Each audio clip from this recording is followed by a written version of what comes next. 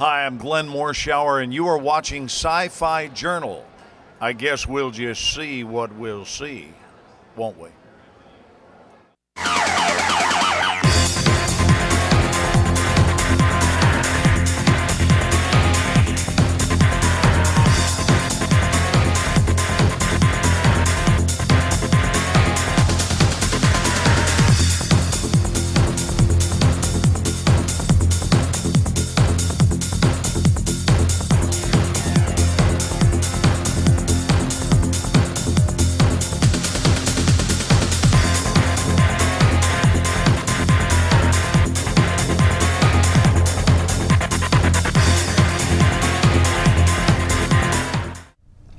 Welcome to another edition of Sci-Fi Journal presented by the Rhode Island Science Fiction Club. This is for January 2014. I'm Mark Morrisseau, and also hosting the show today are Calvin Watts III, Jay Kingston, and James Hinsey. 2014. Happy New Year, everybody. We hope your holidays were wonderful and joyous. They will be for us because as we tape, it's not even Christmas. But you don't know that. It's a surprise. Okay. Anyway, we look like a quartet. It's not a surprise anymore. I know, I blew it. Sorry about that. But anyways, we hope you had a wonderful holiday and a happy Hanukkah and a Festivus for the rest of us and whatever else you guys celebrate. Festivus. We hope it was wonderful, okay? Cool, all right. Now, as always, we do a lot of stuff with movies and television and anime and all that good stuff.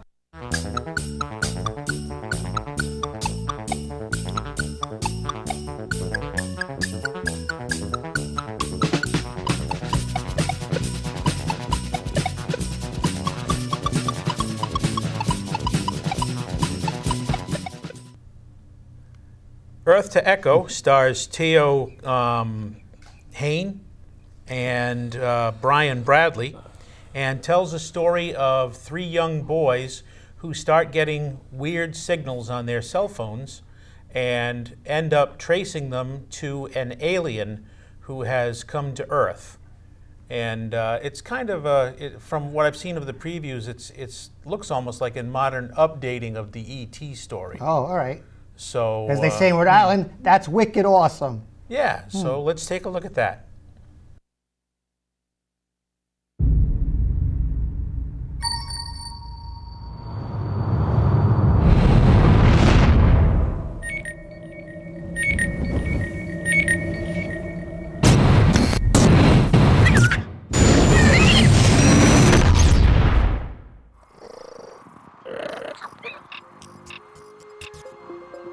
What do you think it is? I don't know. Guys, I'm so scared. Did you hear that? Hey, wait, hold on. Be careful. Whoa, whoa! There's something in there right now. What is that? Whoa, what is that? What is that? A nose? Eyes?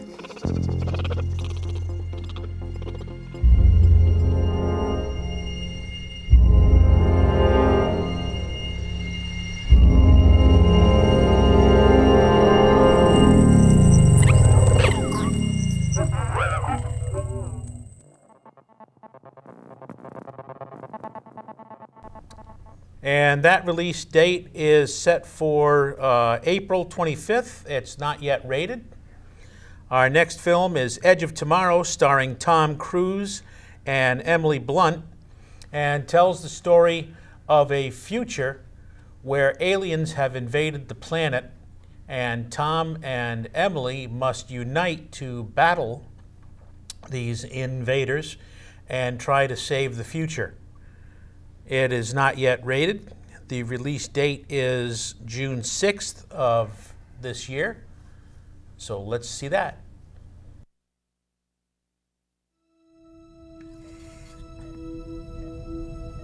What I am about to tell you sounds crazy. But you have to listen to me. Your very lives depend on it. This is not the end.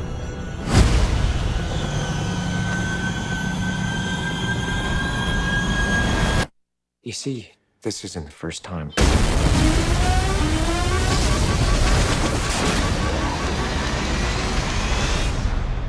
Now, we've had this conversation. What day is it? Judgment Day. You just came in with the fresh recruits. This is not the end. The invasion will fail, along with every soldier you are sending. We lose This is not everything. the end. Come find me when you wake up.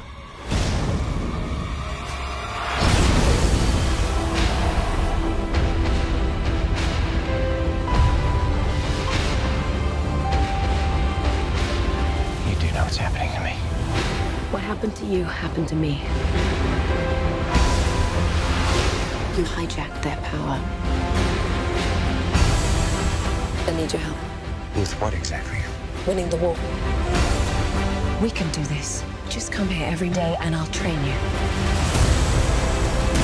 This is not the end. No matter what I do, this is as far as you go. This is Why does it matter what happens to me?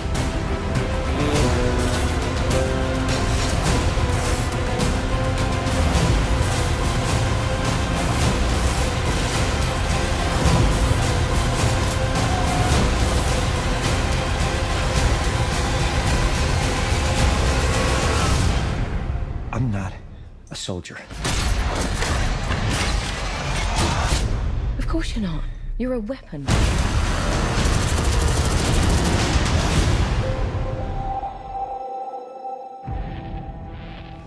Although I'm not sure if I like the title, Edge of Tomorrow.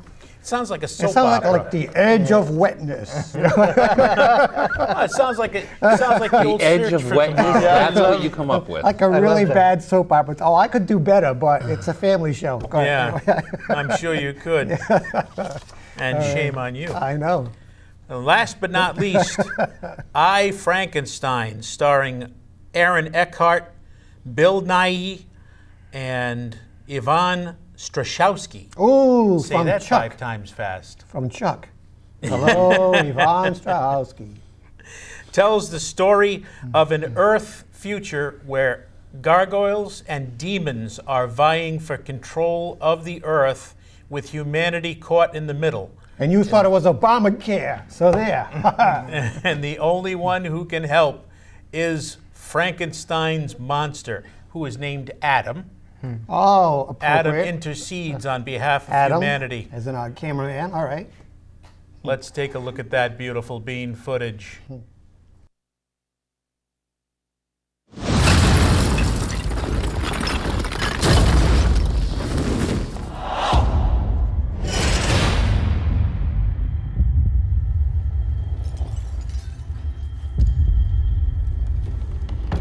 Frankenstein. The rumors are true.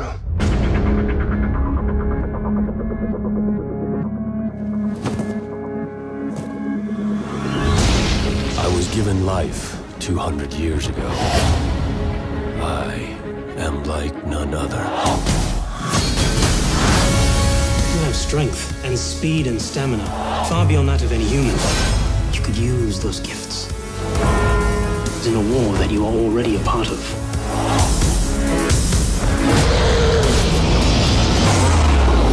I go my own way. You cannot save the human race. Nothing can stop their demise.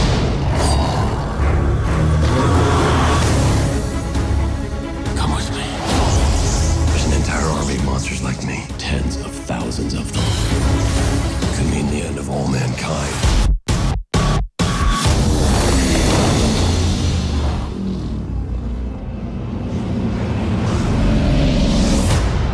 This ends tonight.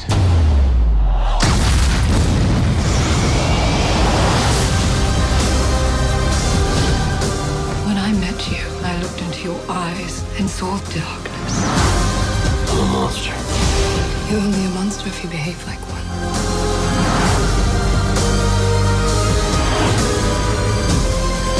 Frankenstein must be destroyed.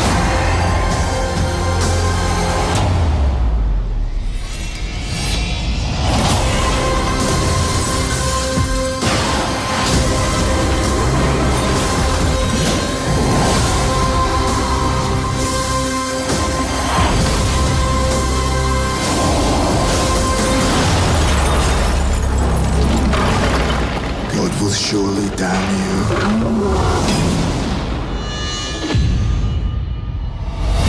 He already did.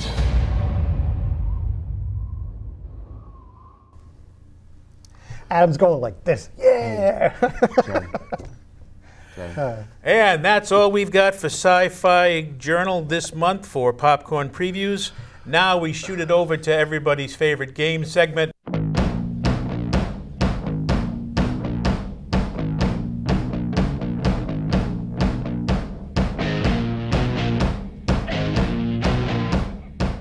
That's it, man. It's game over, man. It's game over. A couple of classic classic movies should be coming out this year on Blu-ray for the first time. True Lies, shot partially here in Rhode Island with Arnold Schwarzenegger, and The Abyss, which I have been waiting for a long time. I love that movie. Also this year, supposedly, Space 1999 Season 2 should also be out. Oh, nice. Which I've been looking forward to for a while, because Season 1 is sitting there all alone by itself. Yeah, all right. Season 2? Yes, Yeah. Season 2. I hated Season 2. I loved Season 2. Season 2 was pretty bad compared to Season 1, but it was still fun. They had some good episodes in Season 2. Come on, you didn't like Maya? Not really. I mean, liked she her, was, but not... She was sexy, but that's about as far as it went. Oh, well. I liked it. I was a kid growing up, and that second season opening theme was like really cool compared to the first one, which was really boring. Okay. Of course, now I'm an adult, it's kind of like reversed, but when I was a kid, it was pretty cool. Anyways, for more recent releases, I just found out Ender's Game, which kind of tanked at the box office, like people had figured, will be out next month in February, and Thor: The Dark World should be out probably, very shortly too. That was a good movie. More info on that as it comes. Moving on to gaming. So you know how much I like talking about pinball. Yes. So here is my weekly or monthly or whatever pinball update. Oh, did you get those pictures I sent? Yes. Okay. For those of you who live in Rhode Island, the newest Stern pinball machine, Star Trek, is available to play at Cosmic Steak Cosmic and Pizza. Yep. That's on Post Road, correct? In Warwick. Yep. In Warwick. It's a very, very fun game. Yep. So if you're interested in seeing what a pinball manufactured in 2013 looks like, yep, go check it out. And it's a good place to eat, too. We're not getting paid for this endorsement, but I'm just putting it out there. Or you can watch the show, because I plan on taking a return trip up to the Pinball Wizard Arcade. Hopefully, since you know now that we're taping before Christmas, we just started Christmas vacation, and I am going up there, and I would hope to do a follow-up segment where they just got in the limited edition Star Trek machine, which is supposed to be really, really nice. And the Wizard of Oz machine is up and working, and they've had a few additions since then, so I'd like to do a follow-up. Looking forward to that. And the Pinball Arcade, which I have touted many, many times on the show, they just started Season 3, and it was supposed to be their best one yet, supposedly. They're only releasing single tables now that they've gotten rid of most of their previous Pinball Hall of Fame releases. They were doing 2 tables a month, but the tables they were doing would be like a new table and plus a table that they had previously released on like disc platforms or whatnot. So Fishtails came out this month, and I'm hoping for my favorite Bonds around, but we'll see. But it wouldn't be game over if we hadn't talked about the really big Christmas holiday releases. And I'm sure as all of you have figured out by now, I chose the Xbox One. I chose the Xbox One over the PlayStation 4 for many reasons, and there's nothing wrong.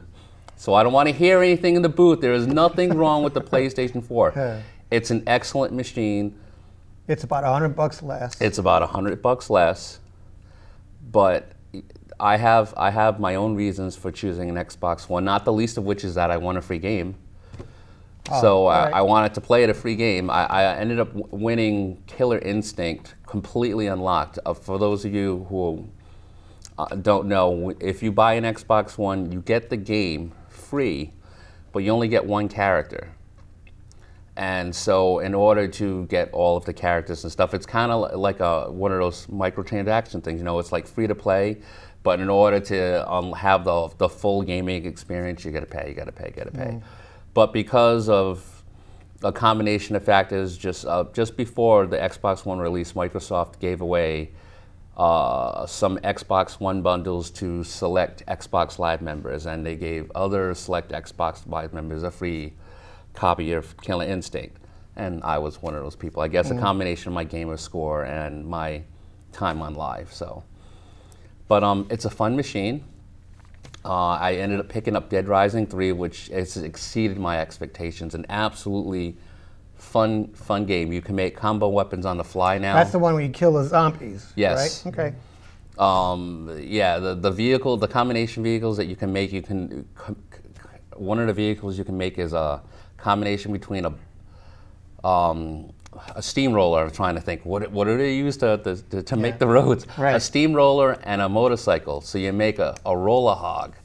and it has, it's like, it's like a chopper with the steamroller in front of it. You can steamroll the zombies, and it's mindless fun, but it's a lot of fun. But the story is pretty good too. A very, very immersive world. Picked up Call of Duty Ghost, and you can see the graphical improvements over the 360 version, but it's Ghost. It's going to take a couple of years before you really start showcasing and seeing what the next-gen systems can do. As I get more into the tinkering machine, playing with the Kinect is a little bit of fun. It's a lot of fun being able to turn on the Xbox with my voice. And the camera system is much improved. I can use it now in my small living room. And it's really nice to just call the thing on, and then it'll come on within like 10 seconds. And it'll recognize who it is. So I don't have to sign in usually. It'll come up and it'll just say, "Hi, Calvin," and my stuff will be all right there. That's kind of scary in a way. Well, cool. if you don't cool, like it, you can disable it. Right. So, but we'll be doing more about the Xbox One as we come along, and the PlayStation 4 too, because Jay's son Ian has a PlayStation 4, and he was absolutely raving about it, and so I definitely want to talk a little bit about that. So probably in a future episode, if he is so willing, we'll probably do like a little discussion about, the next-gen machines, what we like, what we don't like, and go from there. So that's all I got. Okay, cool. So, as you well know, back in November, we had the second annual, I can say annual because now they're expecting to be even bigger and better in 2014, Rhode Island Comic Con. So last month we showed you some of the highlights we did on Saturday. So this month we're going to show some of the stuff that we did on Sunday. We did a lot of interviews, had an absolute blast, and it was a really, really good time. So check it out. Hope you like it.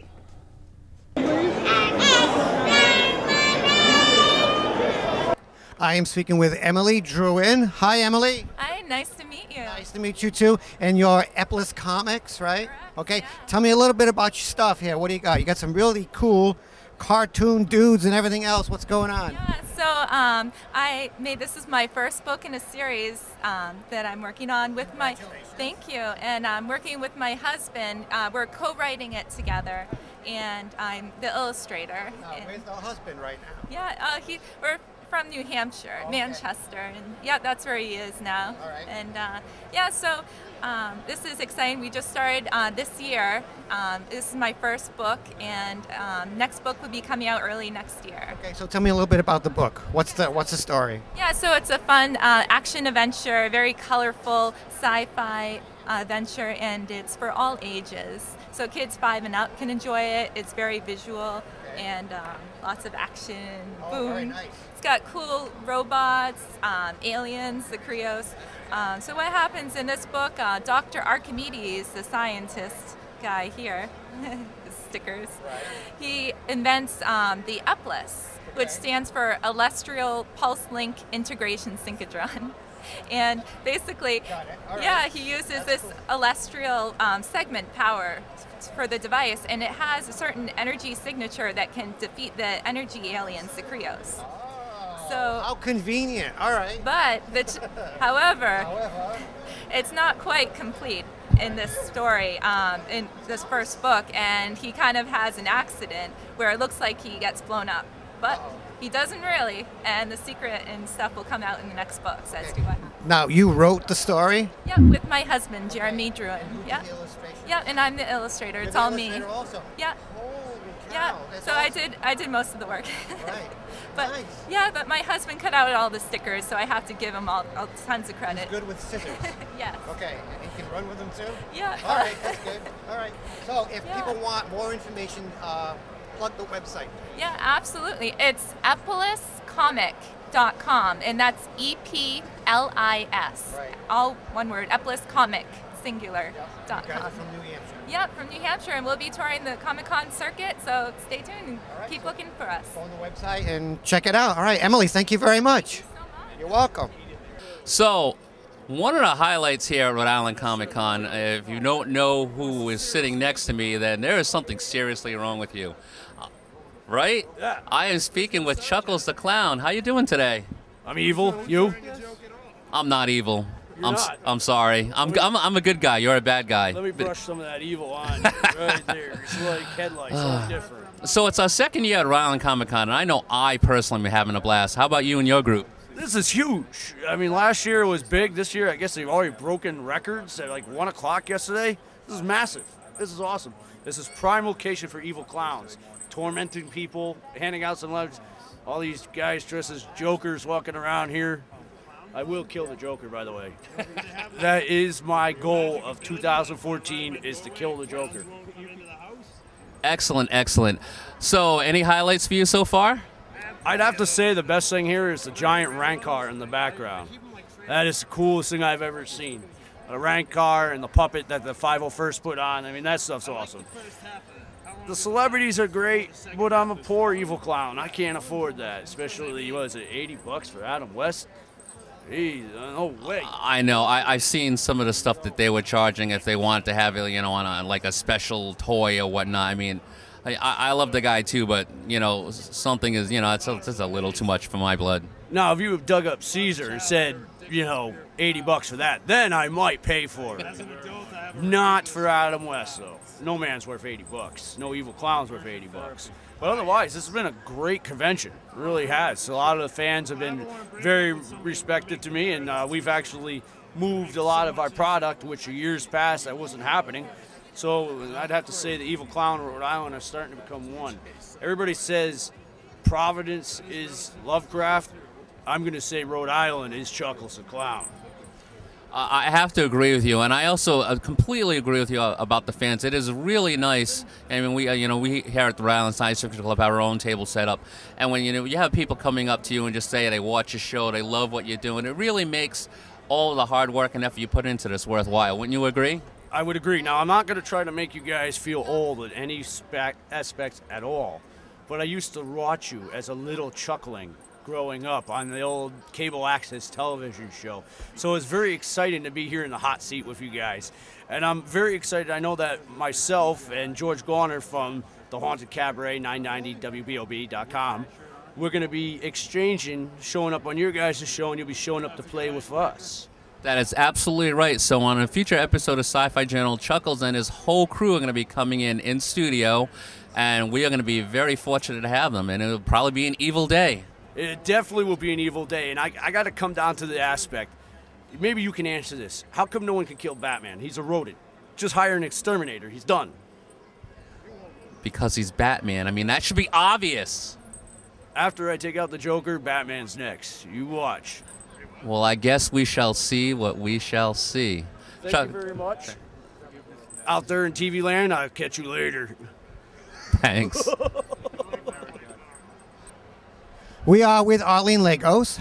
Hi. Hi, how you doing today? Good. And you're with, you just wrote a book called Beyond Earth or Beyond the Planets? Yeah, it's a Beyond Earth series, and book 1 is Beyond Earth, and book 2 is Beyond Planets, and the third book's going to be coming out soon, and it's going to be called Beyond Time. Okay, now give us a synopsis of the plot, please. It's about a young girl named Adaminia who kind of walks down a hallway to follow a sound, opens a door, and finds herself on another planet. I hate when that happens. I know. Oh, it's awful. Okay.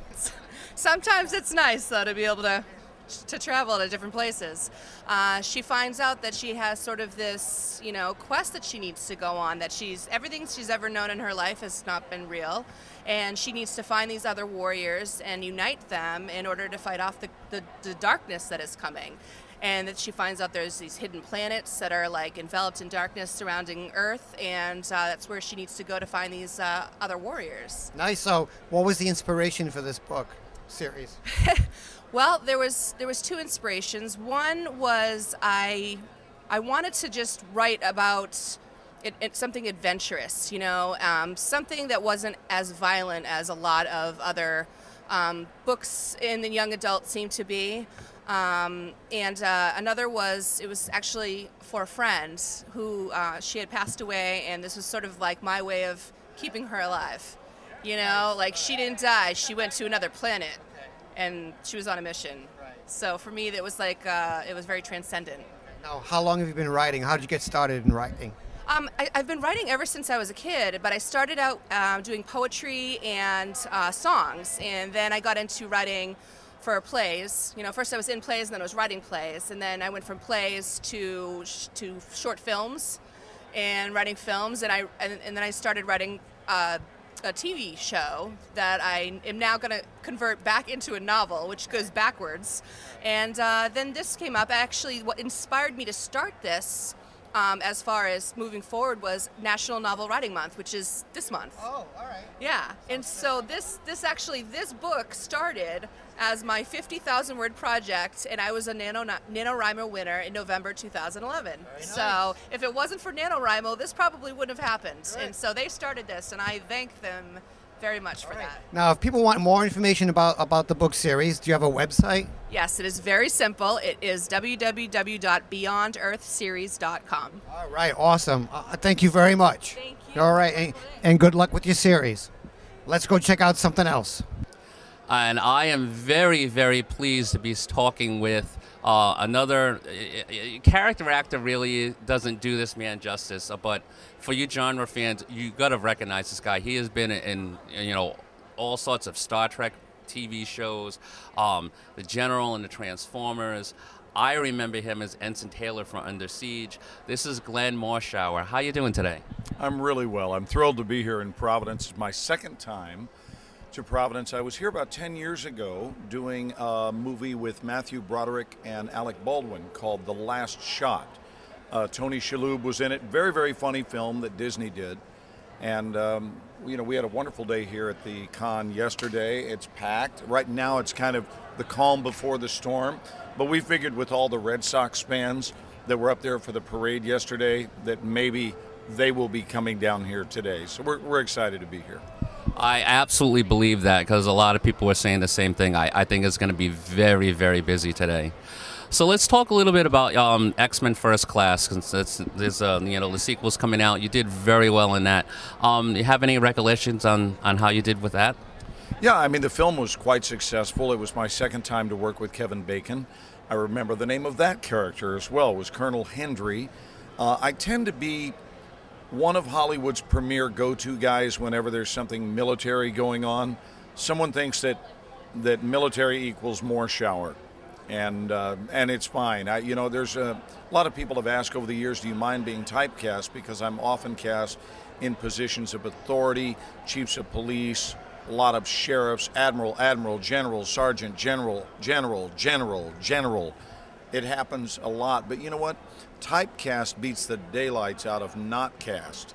And so typecasting's A-okay with me, and we were able to raise our children with it. We put them through college with it, and life's good. But yeah, the X-Men series of films, not something that I was personally hip to when they cast me, so I really felt like I was behind the eight ball and had a lot to learn about it. Matthew Vaughn couldn't have been any nicer in guiding us through that experience. And we also shot the bulk of it in London, and I'm a huge fan of the UK, so I loved getting over to London. The rest of it we shot in a little town called Brunswick, Georgia, right on the coast, just south of Savannah. It was cool. It was a great experience. I really think that's awesome that you kind of embraced being typecast, and you appreciate that, and you also realize that you have fans and people out there who appreciate what you do, and me personally, just like the stuff that you were talking about, I remember you had a small part as a special agent in the Corps. But, again, when you show up on screen, it's very memorable. My first time ever seeing you were an F-18 pilot in the HBO TV film By Dawn's Early Light. And, you know, going back and watching that, you made that memorable. But I have to mention Under Siege. Steven Seagal's probably best movie, and you as the not so evil, but I guess, you know, on the opposite side, Ensign Taylor, and you just really smashed the scenes that you had with him. Can you talk a little bit about how it was filming on with that? Sure. Should we wait for the announcement here? Let's just wait a moment. No, she may talk for a while, so it's okay.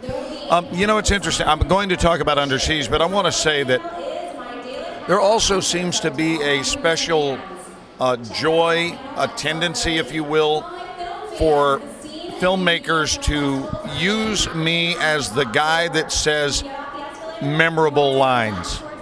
And you know, I'd like to think that I say them in a memorable fashion, but I'm so often, I credit the writers with giving me great stuff. Like for example, she is going to talk for about a month.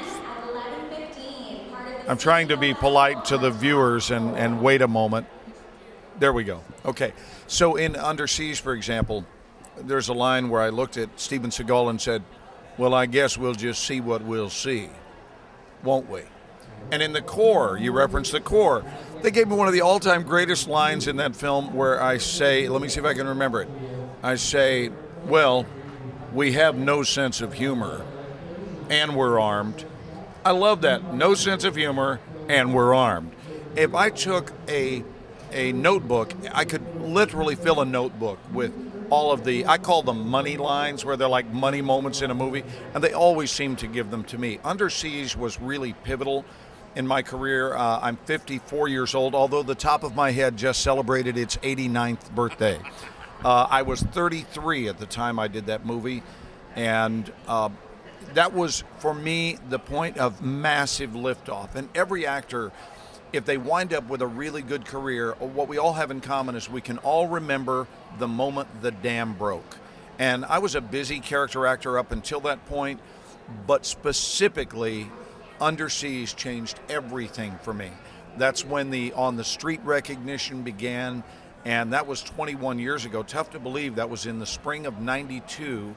But everything has been on fire since then, despite the fact that it was good prior to. That was definitely the breaking point. Now, I also know that on your website you're an inspirational speaker. You do seminars and stuff like that. Why don't you talk a little bit about that? I do a program all over the world called The Extra Mile, which is it is an opportunity to practice a little R&R, only it doesn't stand for rest and relaxation. It stands for remembrance and restoration, which is to simply remember who you are and be restored by that remembrance. In other words, I'm not out on the lip of the stage teaching people, but rather facilitating a 3-hour experience of remembrance. I really believe that that's the intrinsic flaw with most people, is when they wake up in the morning, somehow they have forgotten the magnificent experience that we are all having here on this beautiful blue ball in the middle of space. And while that may sound very woo-woo and new thought and new age, it is absolutely how I start every day. I've been married to my high school sweetheart for 35 years. Let's take that a step further. In show business, which is like 351 years. But I wake up with a grateful heart, and I've been doing this a long time. I've been a speaker for about 25 years, and now I do it at the corporate level. And what happens is that employees of major corporations, when they get into a celebration experience of their own personal lives, they bring a new self of gratitude into the workplace, and it dramatically improves efficiency. So I'm a busy guy as a speaker, so much so that acting has become kind of a second hobby of mine. The speaking is really my great love. All right, one last question for you. You've done so many science fiction, fantasy, and you know, genre stuff over the years. Is there a favorite role that you have that you can think of? I know you've done X-Files as an example. The role of Aaron Starkey, who turned out to be Satan in the X-Files, was obviously a very powerful role for me. But by far my favorite role of my career was Aaron Pierce in 24. Even though that's not a sci-fi project, that is the role that I am the most grateful for. I also loved playing Colonel Tom Matthews in Black Hawk Down, mainly because Colonel Tom was our tech advisor in the film, so he was there on set with us. And I got to tell you, There's something very powerful, and it's an honor and could even be viewed as intimidating when you're playing a man in front of that very man. So after your take, you're looking for one of these, and man, when you get the thumbs up, you're like, awesome. I want to thank you very much for taking the time to talk with us. I hope you enjoy the rest of your Comic-Con and you stay in Rhode Island. Thank you so much. My pleasure. You will. So, wasn't that pretty cool? It was. We had a lot of fun. I'm really looking forward to what they're going to do with next year. Yeah, we'll be there next year. So they're already starting to make announcements about next year already. Yes, I know, and we'll have to talk about that.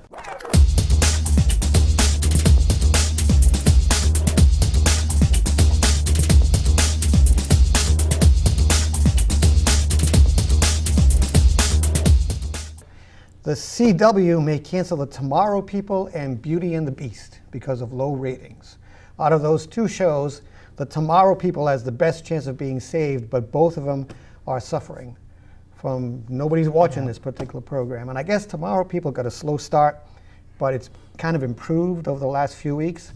Not enough to make a difference in that they might see the axe. So if you enjoy those programs, enjoy them now because they may not be around after the holidays. Oh, well, life goes on, I suppose, in TV land. I know. Oh, well, okay. State of Sin on Hulu. There's an online video service. Hulu has launched a distribution deal with Smoke Bomb Entertainment to stream a sci-fi series called State of Sin, that's S-Y-N, starring lots of Stargate alumni. So if you miss Stargate, you can see all these people in this particular series. The deal includes all 8 episodes with a runtime of about 5 minutes each, so they're really short, which will debut on January 18th in the US. The dystopian hacker series has a comic book-like feel to it. It's almost like they move special effects moving from one panel to the next, and you see them interact with each other that way. The series stars Jewel Staite from Stargate Atlantis and Firefly, David Hewlett, who played Rodney McKay in Atlantis, and Rainbow Franks, who was Atlantis' Aiden Ford. The opening narration is also provided by Atlantis alum Tori Higginson, who was the former expedition leader Elizabeth Ware. And you can watch the first 2 episodes of State of Sin on YouTube. Not right now because you're watching us, but then after the show, go watch it on YouTube. Teen Wolf winter premiere. The final episodes of season 3 begin January 6, 10 p.m. on MTV. The channel has announced that there will be a 12-episode season 4.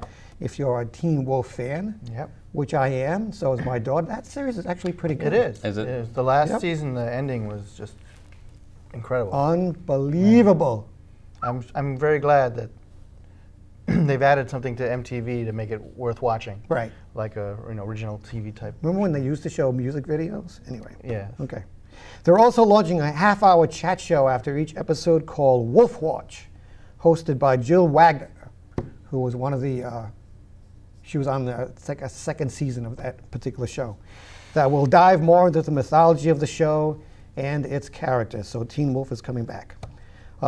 Showtime is producing something called the Penny Dreadful series. Interesting. And I'll tell you the Rhode Island connection in a moment. Showtime will throw its hat into the ring of classic horror showdowns next year with Penny Dreadful, a limited series that will depict 1890s Victorian London, haunted by creatures such as Frankenstein's monster, werewolves, and Dracula-inspired vampires. Billed as a psychological thriller, some of the stars of the show include Doctor Who's Billy Piper, Timothy Dalton, the old James Bond, Josh Hartnett, and Eva Green. Watch for it sometime in 2014. Now, Penny Dreadful, I guess Penny Dreadfuls were 1- or 2-page horror stories that were published in Victorian England. They were very popular back then. It was a vampire Penny Dreadful story that inspired Bram Stoker to create Dracula. Oh, cool, okay. Okay. Now, we also have another Penny Dreadful in the area. We have Penny Dreadful on Public Access. That's right. Who does her own show, and I guess she introduces horror movies. Yeah, anything those movies that are public domain mostly, but yeah, they shoot their show out of New Bedford area, and they're on lots of different public access stations all over the country. Yeah, so if you want another version of Penny Dreadful, you can. Yeah, and we've seen them at Rhode Island Comic Con too. Yes. Oh yeah. She comes there. And she has a werewolf Guru, I believe. Which is pretty funny, which is cool. All right, now, we can't comment on the Christmas special for Doctor Who because we haven't seen it yet. But we can comment on the Day of the Doctor, the 50th anniversary episode of Doctor Who. Did you watch it? Oh, yeah. What did you think? Loved Did you watch it? Not yet. You suck. Did you watch it? No, I don't get that You channel. suck too. All right. What about what about the Day of the Doctor? What do you think? Excellent. Absolutely fantastic. Exceeded my expectations, actually. Yes, it was wonderful. John Hurt starred as the in-between doctor, the war doctor, they called him. Yeah. Okay. And you get that just little letterbox peek at the 13th Doctor. Yep. And everybody, when we were watching it, was like, Whoa, whoa! that's freaking awesome. Yeah, because all you saw was his eyes for a second. Yep. And if you want to know whatever happened to Paul McGann, the 8th Doctor, you can go online and watch that. I think it was The Night of the Doctor was the name of the episode. I believe so. Yeah. It was only like an 8-minute episode where the 8th Doctor lands on a planet, and that's how, and you see how he regenerates into the John Hurt War Doctor. Oh, cool. Which is pretty neat. Yeah, you can catch it on YouTube. I do have it DVR'd. I just haven't gotten around to Dude, you watching gotta watch So it. during You gotta vacation, watch it. I got a lot of stuff I got to do. Yeah, during and I vacation. apologize. You don't suck, but it sucks that you didn't watch it. But the Yeah. Day of the Doctor, awesome stuff. Fabulous. Yeah. Walking Dead finale. What did you think about Walking Dead? I liked it. I liked it a lot. You haven't seen it? Okay. But haven't seen it. It was predictable. It was Really? kind of sort of predictable. Yeah. I think it almost seemed like they rushed to get to that over the course of 2 episodes. But you got to see it. Yeah, it's neat. I know new episodes start in February. In February. It returns to AMC in February. So And we'll get the it's- last of that particular it's, season. It's going to be really good how they build it from there. But And it's already been renewed, so we'll see it again, another season. And so that's all I have this month for Tube News. Let's move on to the wonderful world of anime.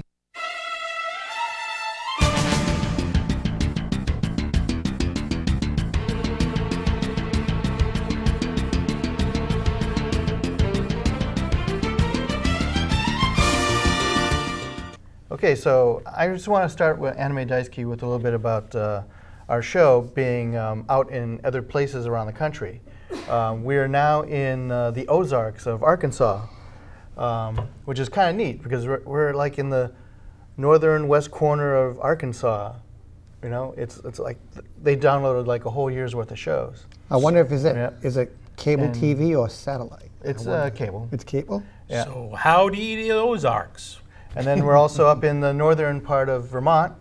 Several communities up in Vermont. Ooh, send us some syrup, please. Yeah. They And downloaded all a kinds whole of year's places. worth of shows. Wow. Yeah.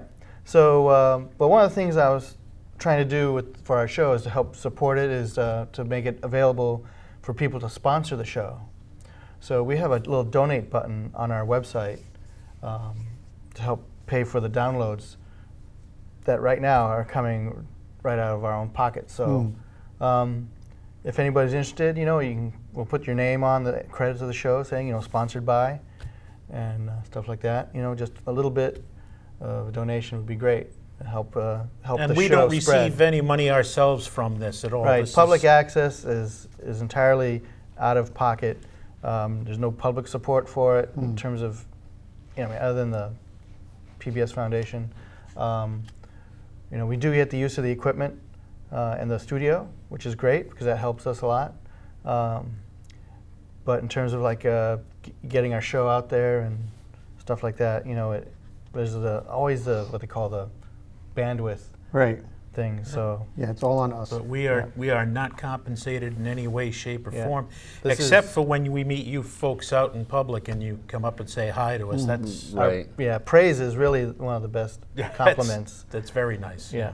Sit, boo, ooh, sit. Yeah. Good dog. Oof. Yeah, and this is, you know, really, this is all non-commercial, non-profit. So every little bit helps and will go directly to supporting the spread of our show to other states. Yep, and it'll help other people communities. be able to download the program and enjoy Sci-Fi Journal and other parts too. Yeah. So on to Anime Daisuke with some real anime news. Cartoon Network just premiered Space Dandy on January 4th on the Toonami block, even before it aired in Japan. So which is really cool, you know, having first-run show on Toonami. I think that's a really big hit, a big plus for them. It starts off at 11:30 on Saturday nights. Now, is it translated or is it's it dubbed? It's dubbed. Yep, it's dubbed. Okay, good. Space Dandy is about a space hunter who is paid to search out new, undiscovered alien species. And it's almost like a bounty hunter in a way, but he's actually looking for new species to meet. So almost like a first contact thing, except he's a really wild and crazy character. He's a dandy. And he also has a worn-out robot named Cutie and another creature named Meow from Beetlejuice.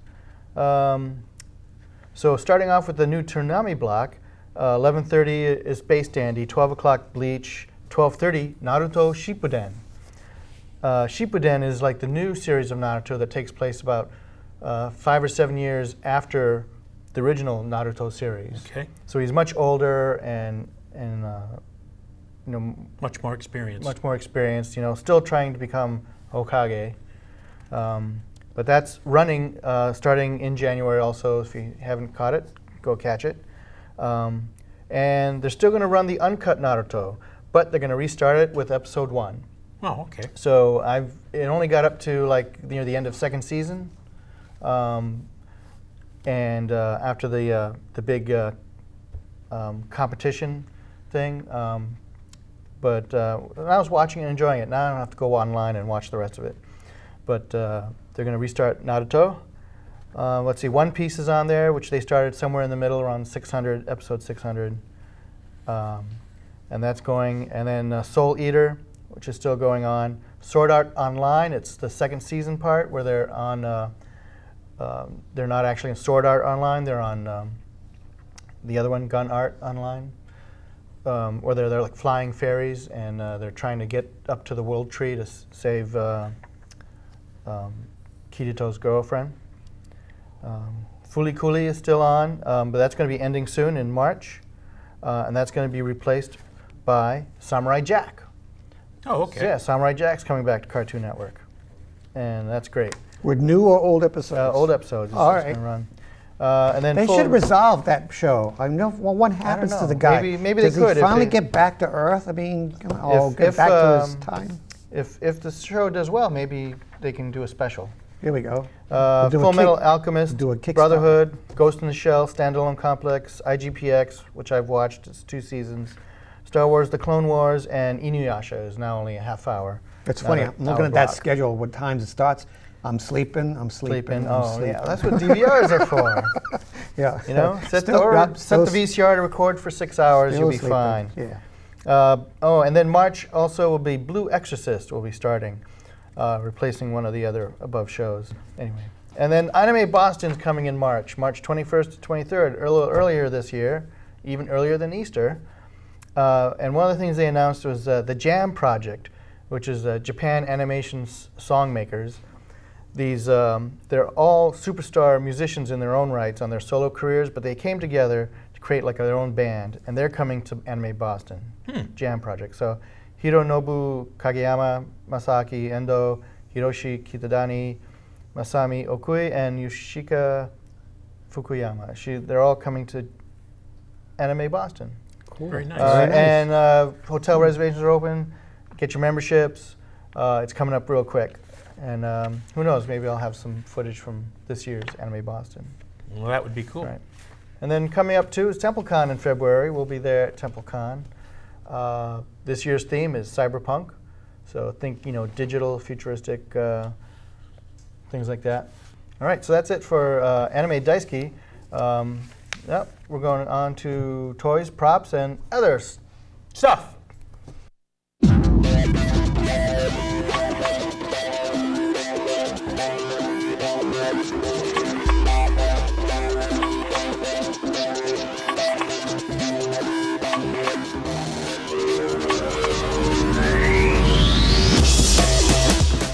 Here we got on the right the Dance with Dragons, the George Martin's 5th book from the Fire and Ice series, or Ice and Fire series, the Game of Thrones, as known as. Right. Game of Thrones. Okay. And then in between there is the Harry Potter Lego games for the.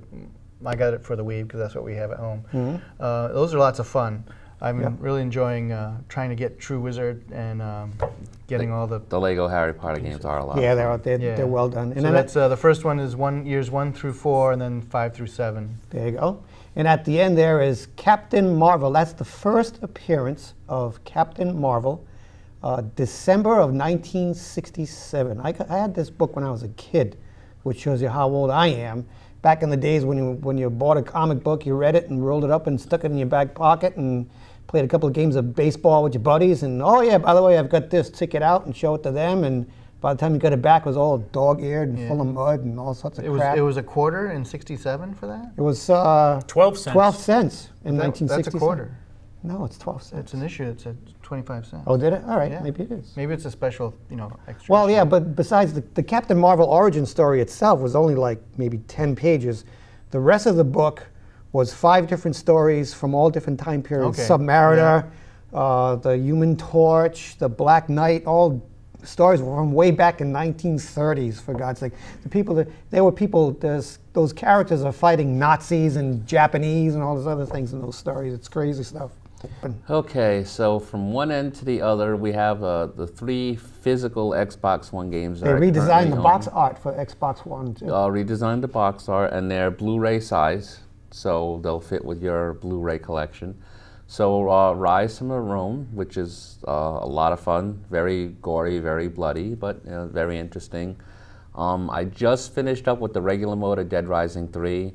If you're going to get an Xbox One, to me, that is the game to get. And if you're a Call of Duty fan, Call of Duty Ghosts, you really can't go wrong with that, especially if you have an online account. And remember, all you need for the Xbox One is 1 gold account. And if you have other family members, they can play online as long as you have the 1 gold account. They don't need to have individual gold paid accounts. Very so nice. if you're trying to save money, you can do that. Good. And on the very end, the second in Shout Factory's, I like to call Force 5 releases. This is Vanguard Ace, the movie collection. And so, they took the episodes from Vanguard Ace, which was, if I remember correctly, 56 episodes back in the mid-'70s, and condensed it into a couple of movies. It's very nice, and if you're a fan of the giant robot mecha stuff, then definitely want to check it out. Okay, and we have a Pokemon, and it's a Flareon. Am I saying that right? Yes. So it's Flareon. Gotta have them all. You gotta have them all. Now, Flareon, if I remember correctly, is Eevee. That's evolved, and it's the fire Pokemon. So I'm hoping I'm doing that right. I am not hearing anything, so I'm assuming that is the case. So it's definitely old school Pokemon. And Pokemon is cool. Yeah. The latest game, XY, is doing very, very well, and maybe Nintendo will finally get off their butts. And if they want the Wii U to sell, because right now it's pretty stagnant, it's time, now that they're online, to come out with an online actual Pokemon game that you can play and deal with online. That would be awesome. People training Pokemon and combating with each other online. Yep. Yeah. Next to that, Hot Wheels is really diverse. Its lineup over the past few years, and they're starting to come out with a lot more genre-related stuff, meaning like superhero stuff. Like last year, they did a bunch of like scales based on like the Batman, Batmobiles of the different eras, and they've been doing stuff on Star Trek. And I saw this the other day. I had to pick it up, and it's the Excelsior, Captain Sulu's ship. Yep, very nice. Really, really cool. Oh, we have some graphic novels based on Twilight Zone episodes. There's 2 of them over there. We also have a movie, Wolverine. Wolverine was great. Wolverine was a good movie, yep. And then we have a Green Lantern Japanese action figure. Thank you very much, Jay. That was awesome, wicked, awesome, cool. And lying in front are several Kindles and e-readers. E-readers are really big. We hope to have a segment about e-readers in the future, which would be really nice. Am I missing anything? Nope, I think that's it. All right, as always, if you want to get in touch with us, our website is www.risfc.org. That's Rhode Island Science Fiction Club. You can check out when we're having meetings and we get-togethers, and we usually meet for meetings and movies, rather, and all sorts of cool stuff. Our Twitter account is @RISFC if you do the little tweet things. Check the end credits for more information on how you can get in touch with us. We want to give a shameless plug to Elite Screen Printing for the wonderful shirts. You like the shirts, dudes? Yeah. Shirts are cool. Yeah. Very nice. Very nice. Where am I? There I am, right there. Okay. As always, that's going to be it for this edition of Sci-Fi Journal for January 2014. Thank you very much for watching. Yay. Have a Before Happy we go New really Year. quickly, a very, very special thank you to Glenn Morshower. He was very, very, really, really cool guy to interview, and I had an absolute blast with him. If you ever see him at a Comic-Con or a convention, go up to him, talk to him. Really, really awesome guy. Yeah, very nice. All right, so Happy New Year 2014. Hope it's filled with wonderful family and love and good luck and jobs and all this other stuff for you. We'll see you next month.